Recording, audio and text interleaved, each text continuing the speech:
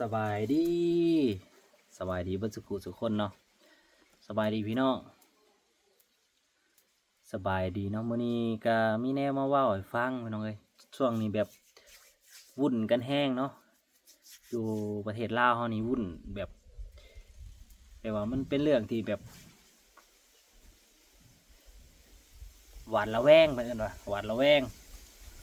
งที่สุดที่แบบว่าคือความพัฒนาหรือว่าเทคโนโลยีมันพัฒนาเนาะแต่ว่าช่วงนี้ก็แห้งกันนักก็คือตามข่าวที่ออกมาอยู่ในอันนั้นนะแต่ก็บ่ฮู้ว่าจริงหรือปลอมเนาะก่อนสิเบิ่งเพิ่นก็ว่าต้องใช้สติในการอ่านข่าวแต่ว่าข่าวนี่นะมันออกมาตลอดก็คือออกตลอด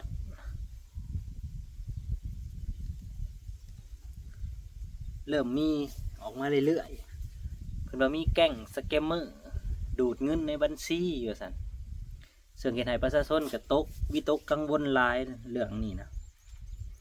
จังน้อยพาทั้งนั้นถูกดูดเป็นพัน2,000ตื้อหรือเป็น4ตื้อ5ตื้อ1,000-2,000 ล้าน3,000 ล้าน4,000 ล้านถูกดูดอันนี้ก็บ่ฮู้ว่ามันจริงบ่จริงแต่ว่ามันเดินทางมาฮอดจุดนี้แหละเนาะจุดที่ว่ามันบ่สามารถวางใจหรือว่าความปลอดภัยมันบ่มีเลยบ่เลยจังได๋ถึงขั้นว่าเงินฝากในธนาคารเขาก็ยังดูดเนาะซึ่งมันอันตรายแฮงเนาะระบบคอมระบบอันนี้นะแบบมันไว้วางใจยังบ่ได้เลยผู้ใดที่มีเงินฝากหลายที่ว่าไปฝากกินดอกเบี้ยเป็นล้าน2 ล้านวิตกกังวลอยู่นะเพราะว่าส่วนหลายก็เพิ่นนิยมฝากกินดอกเบี้ยผู้เพิ่นมีเงินหลายน่ะคือฝั่งลาวเฮานี่ฝากกินดอกเบี้ยผู้ใดมีเงินล้าน2 ล้านบาทก็ฝากกินดอกเบี้ยกันบ่ต้องทำงานก็ยังพอได้กินสิ้นเดือนมาก็พอได้ใช้ได้จ่ายคันมีเป็นล้านบาท2 ล้านบาทนี่ผู้เพิ่นบ่อยากเฮ็ดธุรกิจหยังเพิ่นเอาไปฝากกินดอกเบี้ยก็คือดอกเบี้ย 6% เนาะ 6%ถ้าฝากรายปี 6% 6%ก็มี2 ล้านก็ปีหนึ่งก็ได้120,000ก็โอเคแหละสำหรับสิกินแหละซ้ำนะแต่ว่ามันเป็นเกิดเรื่องแบบนี้ขึ้นก็มันก็บ่มีไผสิไว้วางใจได้แบบว่าเงินแบบนี้นะอยู่ยากแล้วพี่น้องเอ้ยอยู่ยากแล้ว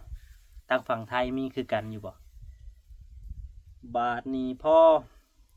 มันมีข่าวออกมาบัดนี้บางคนปั่นข่าวอีกจักจริงบ่จริงมาลุมซุมมั่วกันเข้าไปบัดนี้โอ้ย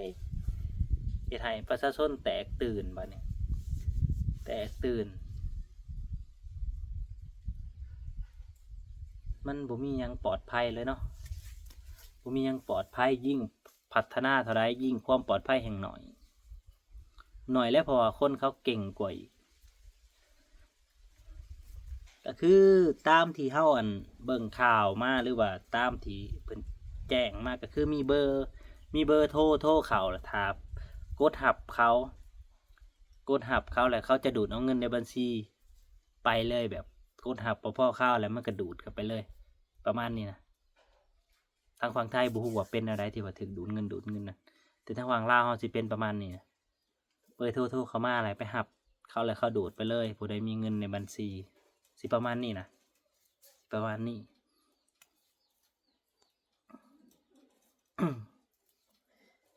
มันจุดเริ่มต้นมันนะสิบอกให้ฟังพี่น้องก็คือเรื่องหวยลาวนี่แหละหวยน่ะออกเลขหนึ่งแต่ว่า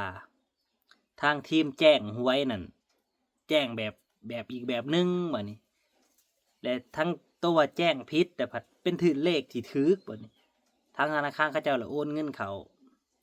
ว่าทั้งนี้ถือเลขดีใจแล้วแต่หวยมันออกคนละเลขกันแหละบัดนี้ทั้งเขาเจ้า ทางธนาคารเขาเจ้าไปตรวจเบิ่งมันบ่แม่นเขาเจ้าก็ดึงดูดเงินคืนบัดนี้ดูดเงินคืนแล้วบัดนี้มันก็มีเรื่องต่างๆนานาเนาะแบบว่ามันมีความปลอดภัยสำใดที่สามารถว่าดูดเงินคืนได้นั่นนู่นนี่นะประมาณว่านั่นแหละมันก็มีตัวนี้ขึ้นมาก็ว่าเอาไปได้ต่างๆนานาเนาะแบบโอ้หลายแบบซึ่งมันบ่มีความปลอดภัยเลยแบบนี้นะมันบ่มีความปลอดภัยเลยมันก็ยากแน่แหล้ว คือสมมุติว่าเงินถูกดูดไปนี่ไผสิรับผิดชอบเฮานี่บ่มีนะบ่มีไปรับผิดชอบสมมุติถูกดูดไปนี่ก็แล้วแต่เจ้าเพิ่นว่าก็แล้วแต่เจ้าและไผสิกล้าผากสมมุติว่าคันมันเป็นเรื่องจริงหันนะคันมันเป็นเรื่องจริงอ่ะถ้าเงินถูกดูดไปนี่ไผก็บ่รับผิดชอบแล้วแต่เจ้าดูแลเงินเจ้าบ่ดีว่าซั่นประมาณนั้นน่ะมันก็ยากแน่แหละคันแบบนี้ถ้าเก็บไว้ในโต๊ะก็อันตรายยันเขามาปล้นเพราะว่าเก็บไว้ในบัญชีพยานแก่งสแกมเมอร์ดูดเพราะยังก็บ่ได้มีเงินลายก็อันตรายเนาะส่วนลายก็มันจะเป็นแนวนั้นแหละเพราะว่า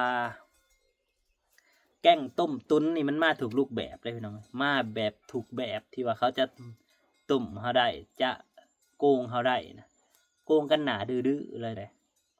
ส่วนร้ายผู้เฒ่าแถวหมู่บ้านเท่านี้จะถือโกงจะถือไปว่าแกล้งต้มตุนเอานั่นเอานี่มาคายว่ามันดีนั่นจังสั่นจังซี่ไปว่าเว้าให้ผู้เฒ่าเชื่อหั่นเด้ผู้เฒ่าที่อยู่ผู้เดียวก็เชื่อ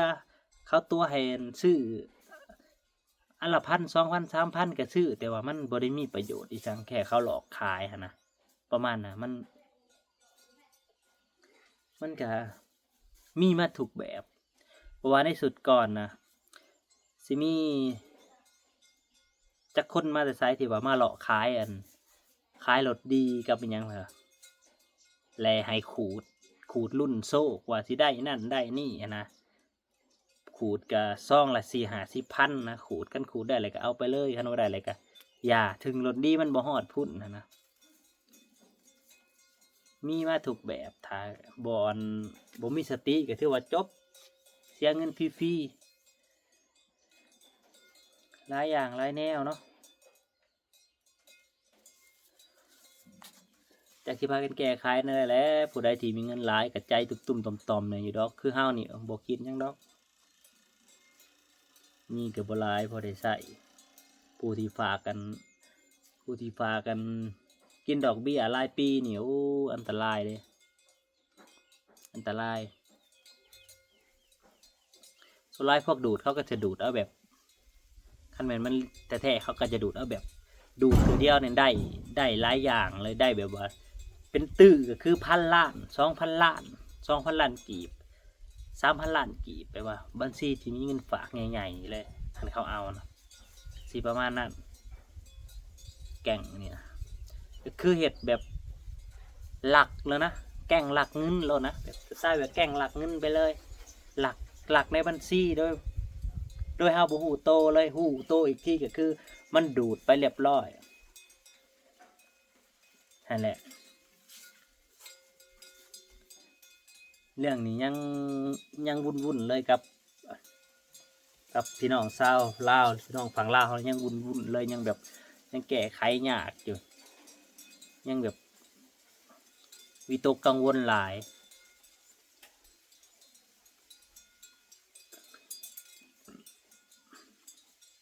คือแต่มันสิมีแก่งแบบนี้เนาะ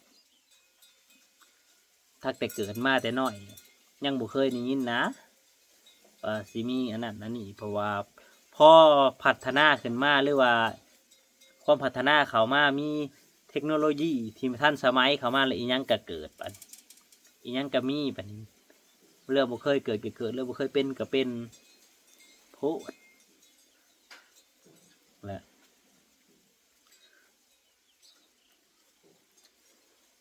ได้ยินอยู่ทางฝั่งไทยก็ได้ยินว่าถือดูดเงินนี่ก็ได้ยินอยู่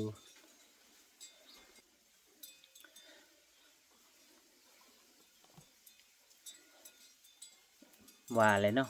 พร้อมทันสมัยมากบัดนี้เอิ้นว่าพวกผู้ห้ายสิครองเมืองเนาะพวกผู้ดีที่อยู่บ่ได้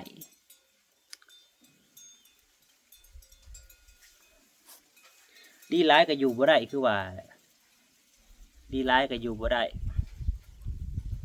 มันต้องสัวแหน่ดีแหน่คือเพิ่นว่าแหละต้องตามบทตามอันนั้นมันจังอยู่ได้โลกคู่มือนี้มันเปลี่ยนไปหลายคนดีบ่มีที่ยืนเพิ่นว่าคนที่มีที่ยืนคือคนที่ฉลาดนั่นแหละตามนั้นพอกันใหม่พี่น้องเอ้ยก็รอว่าพังไปว่ามันสิเป็นแนวใดเนาะเรื่องนี้ก็แบบว่ายังใหญ่อยู่สไลด์บ่ค่อยมีข่าวดอกฝั่งลาวบ่ค่อยมีข่าวคือฝั่งไทยเนี่ยโอ้ยข่าวออกแบบหนาหนึ่งแล้วทางฝั่งเฮาบ่มีข่าวมีแต่หม้อย